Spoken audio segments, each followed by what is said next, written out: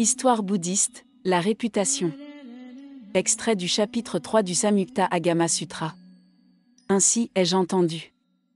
Le Bouddha était dans le royaume de Savatthi, au monastère de Jetavana, quand le roi Pasnadi vint le trouver.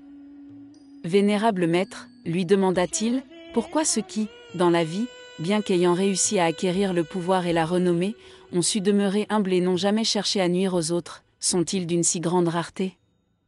L'immense majorité des gens, après que le pouvoir et la réputation sont entrés dans leur vie, se gonflent d'arrogance et cherchent à nuire aux autres. C'est bien ainsi, en effet, que les choses se passent, répondit le Bouddha.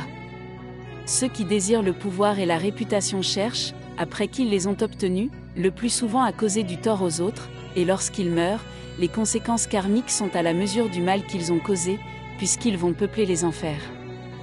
Le roi du monde du désir, ajouta-t-il ensuite, a une attitude démoniaque car il tente d'empêcher les êtres qui vivent dans ce monde d'en sortir.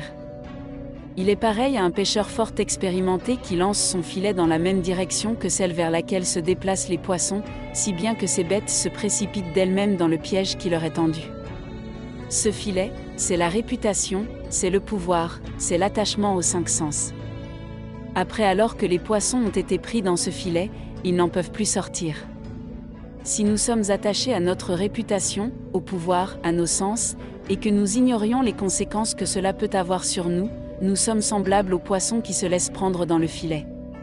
Nous demeurons alors enfermés dans le cycle des réincarnations et dans la souffrance. Après que le Bouddha eut terminé de parler, Pasnadi et les disciples qui l'écoutaient s'engagèrent à persévérer dans leur pratique. Association du vrai cœur. www.vrais-cœur.org